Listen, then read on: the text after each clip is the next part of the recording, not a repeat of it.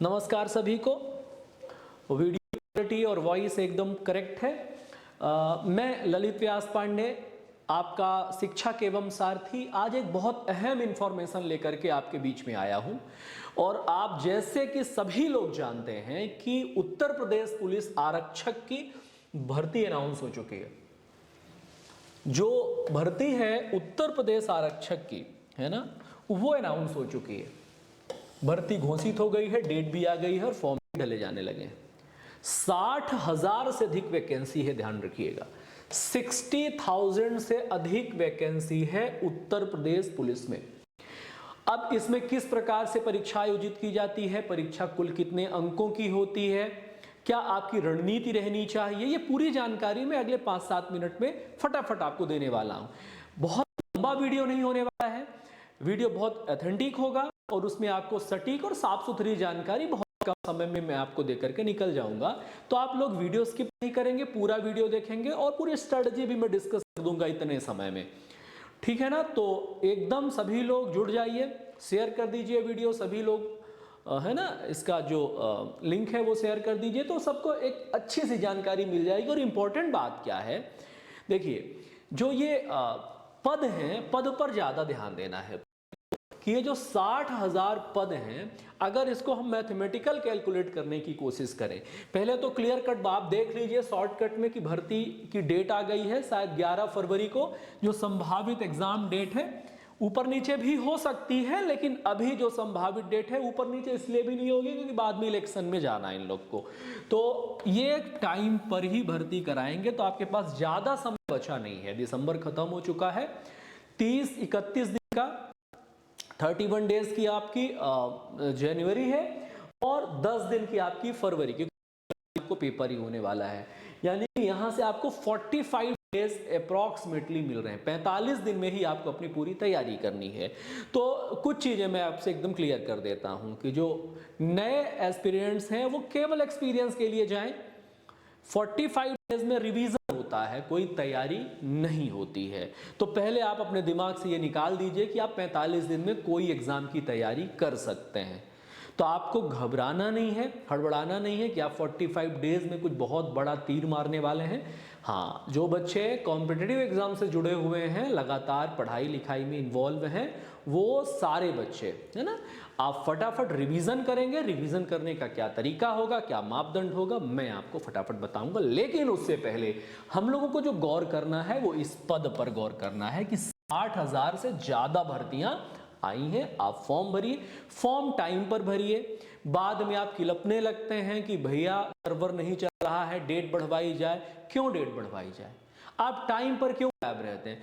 शुभ मुहूर्त ढूंढने में कई बच्चे गायब रहते हैं। तो आप लोग सबसे पहले अपने लिए गंभीर हो जाइए। आप जिस अवस्था में हैं, एक एक सेकंड आपका शुभ मुहूर्त है। तो आपको इन तमाम चीजों में नहीं पड़ना है, आप अपनी तैयारी पे ज्यादा फोकस करेंगे। तो मेरी बात ध्यान से सुन लिया, आपका जो पूरा का पूरा फोकस होगा ना, वो लिखित परीक्षा में होगा। लिखित परीक्षा में ही पूरा फोकस होगा। और ध्यान रखिएगा, लिखित परीक्षा कितने की होगी? 300 अंकों की होगी। कैसे कैसे वो मैं बताऊंगा आपको, और कैसे कैसे आपको इसमें अपनी रणनीति को फिक्स रखना है। दूसरा क्वालिफाइंग है, 4800 मीटर की दौड़ है, 4800 मीटर की रनिंग है, और रनिंग केवल क्वालिफाइंग है। तो अनरिजर्व कैटेगरी के लिए ये यानी पुरुषों के लिए 25 मिनट में है, महिलाओं के लिए थोड़ा नीचे। नियमावली है 30-32 पेज की। आप हमेशा नियमावली अवश्य पढ़िएगा, मैं डिस्क्रिप्शन में आपको उसका पीडीएफ अवेलेबल करवा दूंगा। यहां तक बात हो गई अपनी। अब हम इसके विषय में पूरी जानकारी आपको देने वाले हैं। पद क्लियर हो गया। सबसे पहले हम मैथमेटिकल रूप से इन पदों को देखेंगे, है ना। उसके बाद हम एक एक करके आपको ये पूरी जानकारी देंगे। तो मैं ये जानकारी आपको बाद में दूंगा। सबसे पहले मैं आपको इन पदों के बारे में बात करूंगा। ये जो पद हैं, आपके पद कितने हैं? मैं 60,000 मान के, 60,000 के आसपास पद हैं। कहां? यूपी में। अब मैं तुलना करता हूं इसकी एमपी से, मध्य प्रदेश से तुलना करता हूं। मध्य प्रदेश में ऑन एवरेज हम 5,000 मान लेते हैं कि 5,000 पद आया करते हैं। वो भी कब? 2 या 3 वर्षों में। 2 या 3 वर्षों में 5,000 पद आते हैं। कितने पद आते हैं? 5000 पद आते हैं, 2 या 3 में आते हैं, ठीक है। कभी 7-8 हजार भी आते हैं, कभी 14 भी आते हैं, तो कभी 2-2.5 हजार भी आते हैं, 1000 भी आते हैं। तो ओवरऑल हम मान के चल रहे हैं कि वो 5000 है। अब ये 60,000 बनने के लिए इसमें कितने का गुणा लगेगा? 12 का गुणा लगेगा, तब ये 60,000 होगा। तो आप सोचिए कि अगर 3 साल में भर्ती आती है तो हम इसमें 12 का गुणा लगाएं तो कितना होगा? यानी मध्य प्रदेश में इस प्रकार के पद की भर्ती 36 ईयर 36 वर्ष में जितनी आएगी, यूपी में 1 साल में एक बार में ही आ जाती है। तो पहले हम अवसर करते हैं, अपॉर्चुनिटी की बात करते हैं। तो अपॉर्चुनिटी की बात हम लोग कर लें तो ये हो गया। अब फिर से हम एमपी से कंपेयर करके आपको बता दें, मध्य प्रदेश से तुलना करके बता दें। मध्य प्रदेश में तकरीबन जितनी सैलरी सब इंस्पेक्टर्स की होती है, थोड़ा बहुत ऊपर नीचे, लेकिन उतनी सैलरी उत्तर प्रदेश में कांस्टेबल की होती है। उनके भत्ते भी बेहतर होते हैं और उनकी सैलरी भी अच्छी खासी होती है। क्लियर हो गया। दूसरा, ये जो पद है ना, ये सारे के सारे थाने वाले पद हैं। थाने वाले पद यानी कि मध्य प्रदेश में आप इनको डीएफ के नाम से, डिस्ट्रिक्ट फोर्स के नाम से जानते हैं, और इनको सिविल के नाम से जाना जाता है। तो आर्म्ड फोर्स नहीं है, मतलब कि बटालियन वाली फोर्स नहीं है ये 60,000 पद जो हैं ये पूरे के पूरे थाने वाले पद हैं। क्लियर हो गया?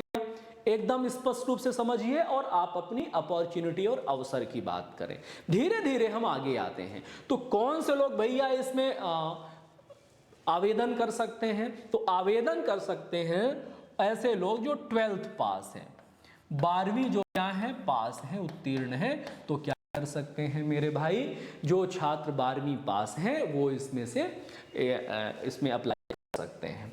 दूसरा क्या है, और कौन लोग इसमें जा सकते हैं 12वीं पास के अलावा? ये ध्यान रखिएगा, इसमें हमेशा इस बात को ध्यान रखना है कि योग्यता क्या मांगी जाती है? 12वीं पास। मध्य प्रदेश के विद्यार्थी, मध्य प्रदेश में कितनी मांगी जाती है? तो मध्य प्रदेश में 10वीं पास मांगी जाती है। तो तुलनात्मक रूप से आप देखेंगे तो आपको कंफ्यूजन नहीं होगा। हमें यहाँ 12वीं पास पे फोकस करना है। फिर हम एज की बात करते हैं, उम्र की बात करते हैं, ठीक है ना। उम्र की हम बात कर लें तो इसको क्लीन कर दें तो उम्र की बात करने में थोड़ी सी सरलता होगी। एज, उम्र की बात कर लें हम लोग, एज की बात कर लें तो एज मेरे भाई 18 से लेकर के और ये 22 वर्ष तक, 22 वर्ष तक होती है सामान्यतया जनरली सामान्यतया। किसके लिए होती है? यूआर के लिए, अनरिजर्व्ड के लिए। इसको सामान्य ना माने, है ना। अनरिजर्व्ड, जिनको किसी भी प्रकार का आरक्षण नहीं मिलता है, यानी कि अनारक्षित सीटें हैं ये क्या है? अनारक्षित सीटें होती हैं, सॉरी अनारक्षित वर्ग के लिए होती हैं 18 से 22 साल तक। कंट्रोवर्सी हुई, राजनीतिक दबाव आया, कोरोना काल का हवाला दिया गया, तो उन्होंने कहा भाई ठीक है, मैं आपको इसमें 3 वर्ष का एक्सटेंशन दे देता हूं। तो हाल फिलहाल किसी भी राज्य का जो अभ्यर्थी है वो 25 वर्ष की आयु तक, अगर उसकी आयु 25 वर्ष के भीतर है, किसी भी राज्य का या उस राज्य के अनारक्षित वर्ग का, उत्तर प्रदेश का अनारक्षित वर्ग का और अन्य राज्य का किसी भी वर्ग का, अन्य राज्य के किसी भी वर्ग द्वारा दूसरे राज्य में हमेशा अनारक्षित श्रेणी में फाइट करनी पड़ती है। तो ध्यान दीजिए कि उसमें 25 वर्ष तक आप आवेदन कर सकते हैं। तो 3 साल की आपको छूट मिल गई है। क्लियर हो गया? 3 ईयर आपको रिलैक्सेशन मिल गया है काफी प्रेशर जनरेट करने के बाद। अब अगर आप यूपी के ही मूल निवासी हैं, आपके पास डोमिसाइल यूपी का ही है, तो आपको कैटेगरी के हिसाब से ओबीसी को 5 साल एक्स्ट्रा, अन्य को 8 साल एक्स्ट्रा।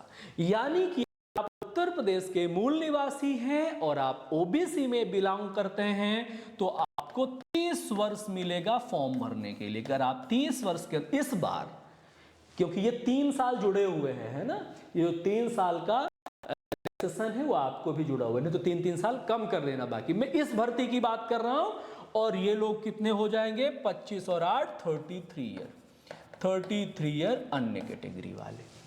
तो अगर आप उत्तर प्रदेश को बिलोंग करते हो तब की ये घटना है।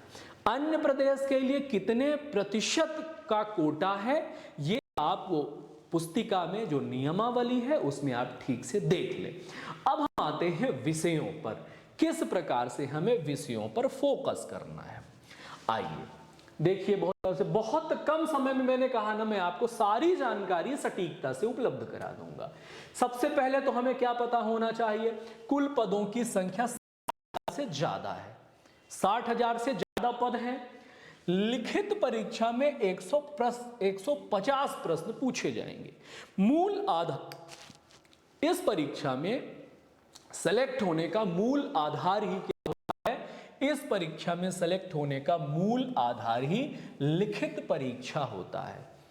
लिखित परीक्षा के आधार पर ही आप इस परीक्षा में चयनित होंगे, क्योंकि जो फिजिकल टेस्ट है वो केवल क्वालिफाइंग है। अब अगर बात करें कि प्रत्येक प्रश्न कितने का होगा, प्रत्येक प्रश्न बेटा 2 अंक का होगा।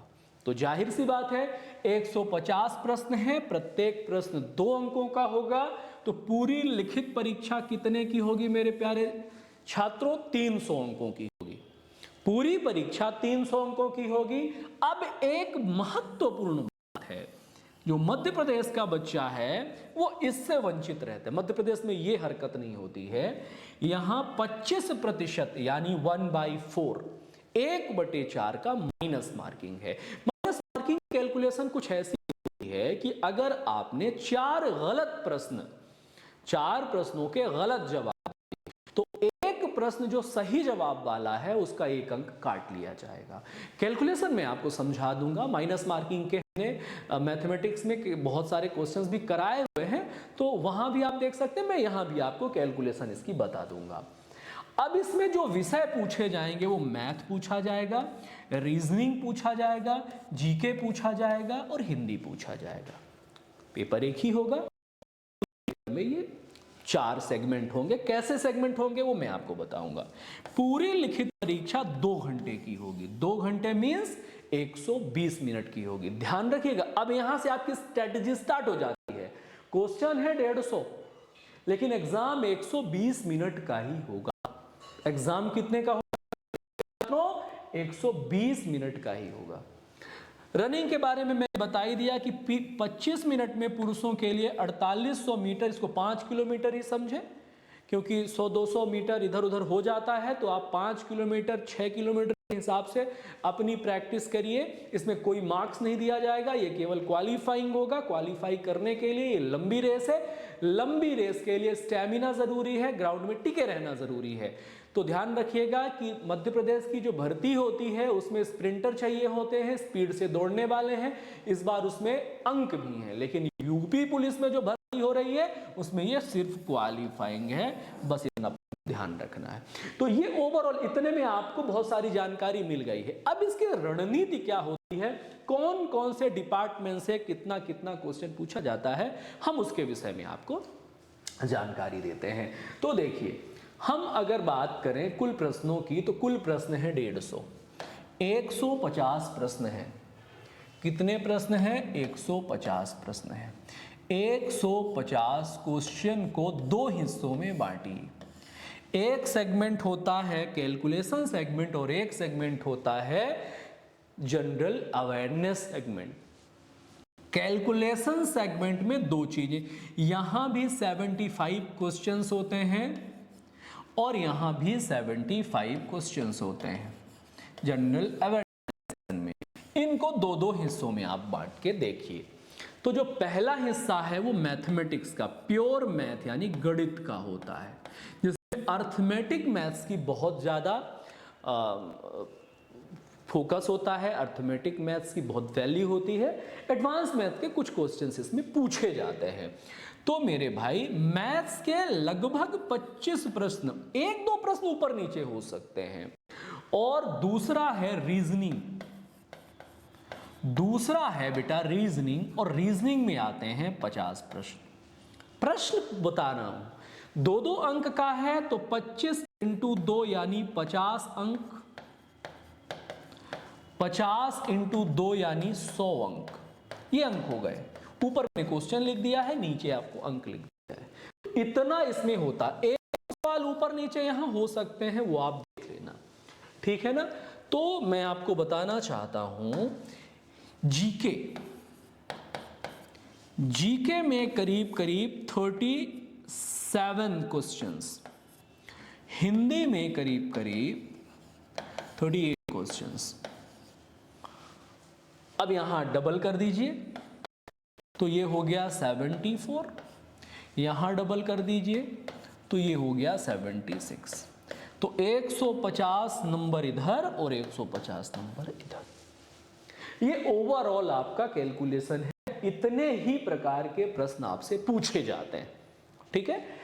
मैथ्स के सारे अर्थमेटिक के टॉपिक होंगे, जिसमें कैलकुलेशन भी होगा, सिंप्लीफिकेशन भी होगा और एडवांस लेवल की भी कुछ मैथ्स होगी। रीजनिंग के सारे chapter with decision making, GK, history, polity, geography, ये तो होगी। उत्तर प्रदेश का कुछ जीके उसमें सम्मिलित रहेगा और वहां की धाराएं, तो वो आपको ठीक से पढ़ लेना है। हिंदी का व्याकरण सेगमेंट ज्यादा रहता है, साहित्य पोर्शन कमजोर रहता है, तो आप लोगों को हिंदी में पूरे के पूरे नंबर लाने हैं। अब इसमें बच्चे रणनीति क्या बनाते हैं, जो पूर्व में छात्र चयनित हुए हैं उनके द्वारा जो अनुभव शेयर किया जाता है उसके आधार पर आंकड़ा लगाया गया है। हमने एक एवरेज तैयार किया है। उन्होंने कहा है कि सर 110 प्रश्न अगर हल कर लेता है तो उसे 220 अंक मिलेंगे। 110 प्रश्न हल कर लेता है यानी कि सही हल कर लेता है तो 220 अंक मिलेंगे। तो इन 220 अंकों में उसका सिलेक्शन निश्चित हो जाता है। तो आप 150 में 110 प्रश्नों में फोकस करना है अपन को, जिससे हम लोग बाउंड्री के अंदर रहें। 45 दिन है, ज्यादा दिन नहीं बचे हैं। सारी चीजें वही को अलग से प्रिपरेशन नहीं करने, केवल उत्तर प्रदेश का कुछ अलग से आपको पढ़ने की जरूरत है। बाकी अगर आप प्रतियोगी छात्र हैं तो आप पढ़ाई लिखाई ठीक से कर रहे होंगे। इतनी बात हो गई। अब यहां पर अपने को कैसे कैसे मैनेज करना है एग्जाम में। तो कई बच्चों का जीएस सेगमेंट बहुत बेहतर होता है, हिंदी सेगमेंट बहुत बेहतर होता है। नहीं भी है तो भी आपको जीएस और हिंदी पहले अटेम्प्ट करना चाहिए। दूसरी बात ध्यान रखना है, जीएस और हिंदी के लिए जो आप समय का बंटवारा करेंगे, क्योंकि आपके पास केवल 2 घंटे हैं यानी कि 120 मिनट हैं, तो इन दोनों सेगमेंट को आप केवल और केवल 40 से 45 मिनट में सॉल्व करेंगे। इससे ज्यादा आपको देना नहीं है। यहाँ 40 मिनट 80 मिनट आपको यहां देना है। कम से कम हर एक मैथ्स के सवाल को 1 मिनट तो आपको देना ही देना है। तो टाइम का बंटवारा ऐसे कर लेना। ऐसा नहीं कि कोई एक जीके का सवाल आ गया, अब आप उसको सोचते ही रहेंगे बहुत देर तक। तो अपन को ध्यान रखना है, कई मर्तबा ऐसे टाइम जो टाइम वाले क्वेश्चंस होते हैं, एग्जाम्स होते हैं, इसमें बच्चे एग्जाम तक नहीं पहुंच पाते हैं, सारे क्वेश्चंस डील नहीं कर पाते हैं। तो अपन को सभी क्वेश्चन तक रिच जरूर पहुंचानी है। तो जो कॉम्प्लिकेटेड क्वेश्चंस हैं ना, उनको छोड़ने की चाहिए। ऐसा नहीं कि मैं अपने आप से ही लड़ने लग जाऊं कि नहीं मैं तो करके ही मानूंगा, मुझसे क्यों नहीं होगा। अपने को खुद से लड़ाई नहीं करनी है। क्लियर हो गई बात। तो अपने को ऐसे इसमें फोकस करना है। तो पहले अपन जीके और हिंदी को फिनिश करेंगे, ठीक से नहीं आ रहा होगा तो छोड़ते हुए चलेंगे। दूसरा मैथ्स और रीजनिंग पकड़ेंगे। रीजनिंग के जो बड़े बड़े क्लियर वाले क्वेश्चंस हैं उनको छोड़ते जाएंगे। मैंने उनसे पूछा क्या 110 नंबर में संतुष्टि हो जाती है? तो एक्यूरेसी आपके ऊपर है। अगर आप एक्यूरेट हैं, आपको कॉन्फिडेंस है, तो आप इसमें 5 से 10 ले सकते हैं, थोड़ा ऊपर नीचे मार्क्स चल जाएंगे। जनरली बच्चों को कितने क्वेश्चन अटेम्प्ट करने चाहिए? ये एक्यूरेसी था 110, तो उन्होंने कहा कि जनरली बच्चों को 130 क्वेश्चंस अटेम्प्ट करने चाहिए। 130 से 35 क्वेश्चन आप अटेम्प्ट करेंगे तो 5-10 क्वेश्चन अगर आपके गलत भी होते हैं तो भी आप बाउंड्री के अंदर रहेंगे। तो इस प्रकार से आपका चयन होने की संभावना बढ़ जाएगी। तैयारी आज यानी कि अभी से कर दीजिए, फॉर्म लीजिए, सारा डेटा अपडेट कर लीजिए और आप कमर कस करके बिल्कुल एक जॉब आपके हाथ में होगी। फिर फिर जॉब छोड़ करके दूसरी करने लग जाइएगा। कोई फर्क नहीं पड़ता है कि बहुत छोटी जॉब है, मैं कांस्टेबल नहीं बनना चाहता, नहीं बनना चाहती।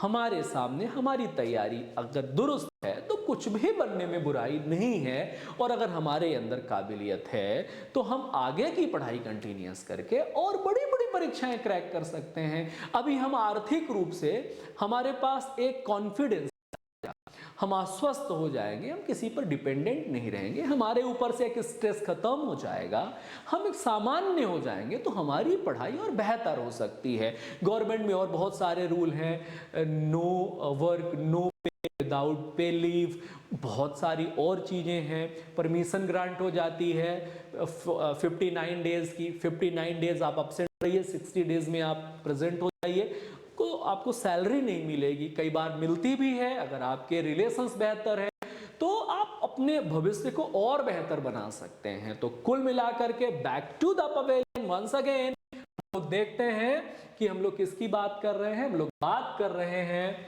बहुत सिंपल है कि हमारे उत्तर प्रदेश पुलिस विभाग में एक पोस्ट आ गई है, और वो पोस्ट है यूपी आरक्षक की, और वो डिस्ट्रिक्ट वाली है, थाने वाली है, पब्लिक वाली है ना। इसमें हमें कहाँ नहीं जाना है, हमें बटालियंस में नहीं रहना है, आर्म फोर्सेस में नहीं रहना है।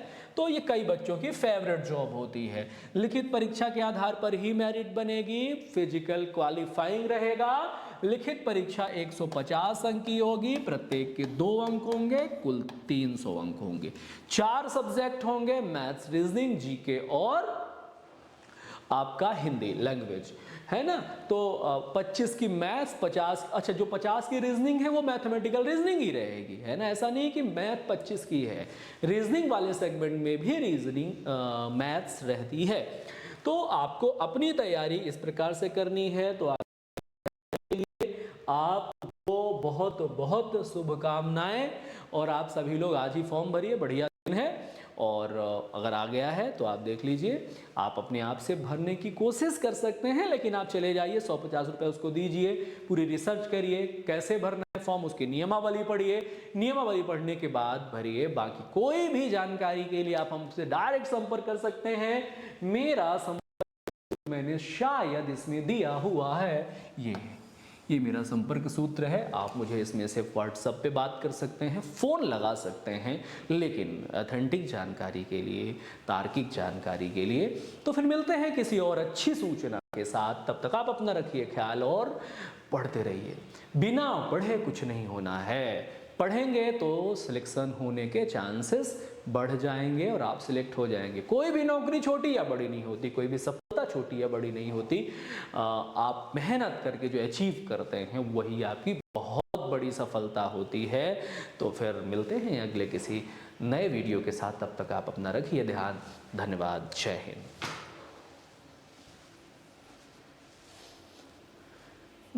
मुस्कुरा